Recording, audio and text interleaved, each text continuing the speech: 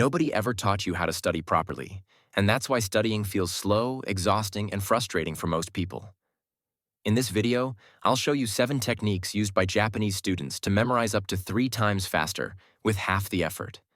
Techniques so effective that once you try them, you'll probably think, why did nobody teach me this before? If a Japanese student can memorize 100 kanji in a single day, why have you been stuck on the same topic for 2 weeks and still feel lost? Simple. Because nobody showed you how learning actually works. Until today. These are 7 science-backed techniques you can start using right now to master any subject like a pro. No empty motivation, no fake discipline, just systems that actually work. And we start immediately. Technique 1. Turn information into images. Japanese students don't memorize letters. They memorize pictures. Every kanji is an image, and every image tells a story. That's why it sticks without effort. You should do the same. When you study, stop trying to remember words. Instead, use symbols, arrows, simple drawings, colors. It doesn't matter if your drawings are ugly. Your brain doesn't want art. It wants visual signals. Here's the difference. The brain processes images 60,000 times faster than text. And yet, you're still highlighting paragraphs like that's going to save you. Don't memorize. Draw to remember.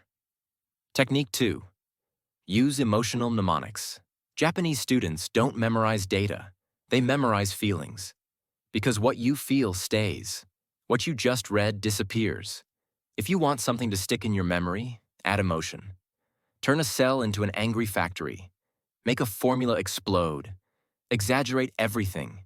Make it dramatic. Make it funny. Make it ridiculous.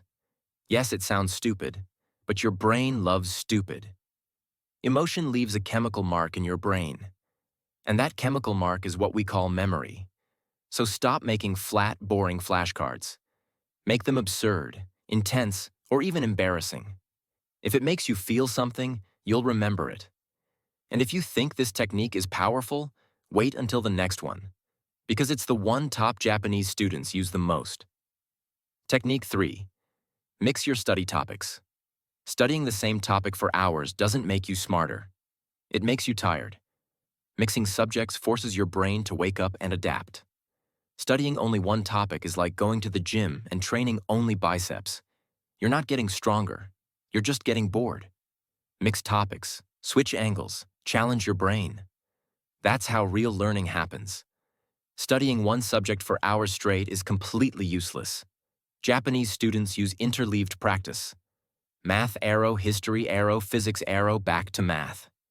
Every time you switch topics, you force your brain to reactivate long-term memory. At first, this method feels chaotic, like you're not making progress. But after a few sessions, you realize something strange. The material sticks better, not worse. Block studying is comfortable. But comfort doesn't build memory. Train your brain like an intelligent muscle. It needs variety and rhythm. Does it feel like chaos? Good. That chaos is exactly what turns your brain into a memory machine. This isn't magic, it's neuroscience. And it works. Before we move on to Technique 4, if this video is helping you, hit like, subscribe, and turn on notifications so you don't miss the next one. Technique 4. Teach to remember. The Feynman method. Have you ever caught yourself explaining something to no one? Good. You're doing it right. Japanese students explain concepts out loud as if they were teaching a 5-year-old. And no, they're not crazy. When you explain what you've studied, your brain immediately detects the gaps, the parts you don't really understand yet. It's like taking a test in real time, with yourself. The goal isn't repeating words. The goal is explaining ideas in your own language.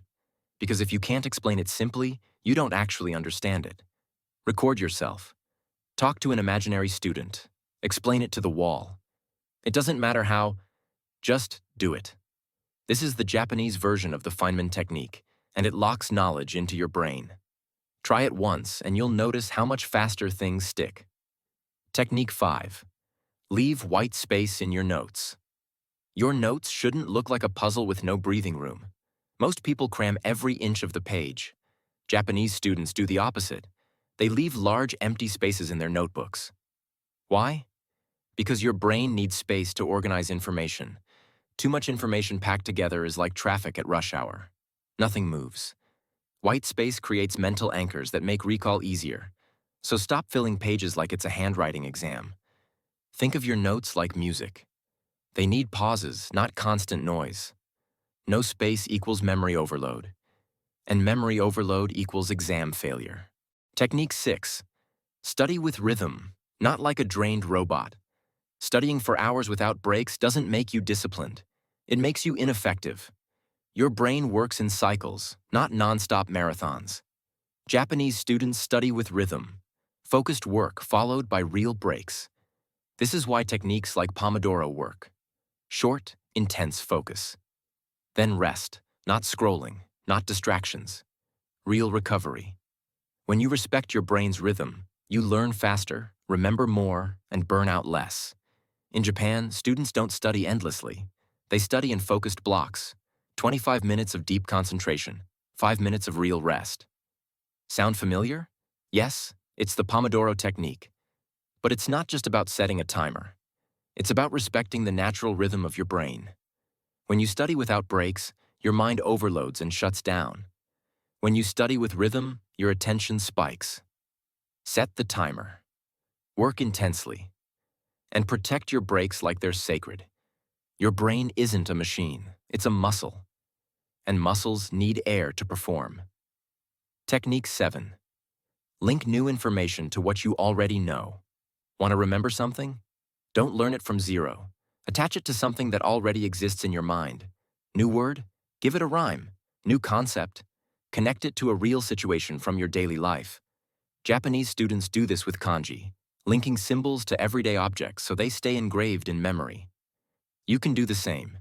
Memory isn't an empty shelf, it's a network, and every new connection makes that network stronger. The more links you create, the easier recall becomes. 1. Visualize what you study. Draw, mark, sketch. Your memory loves images, not highlighted paragraphs. 2. Use emotional mnemonics. If it makes you laugh, shock you, or feel something, it sticks. The more ridiculous, the better. 3. Mix your subjects. Like good sushi, variety activates memory, no boring blocks. 4. Teach to lock it in. Explain it like you're 5. If you can't explain it, you don't understand it. 5. Leave white space. Your notes aren't a wall of text. Give your brain room to breathe. 6. Study with rhythm. Focused blocks and real breaks. No pauses, no memory. 7. Connect new ideas to what you already know. Nothing starts from zero. Attach knowledge to your real world. Now that you know these 7 Japanese study techniques, there's only one thing left to do. Use them. Watching videos won't pass your exams, and it won't change your life. But if you want your brain to work for you, not against you, this channel is your dojo. Subscribe and turn on notifications because every week I share real strategies to study faster, stop procrastinating, and become the kind of person who knows what they want and actually gets it. And if you're still not sure where to start, go watch this video right now, where I show you how to become addicted to studying the same way you're addicted to your phone. Or check out this one about accelerated learning, how to study in less time and remember more. The choice is yours. You can keep studying the old way, or you can learn like a modern samurai. I'll see you in the next video. Take care.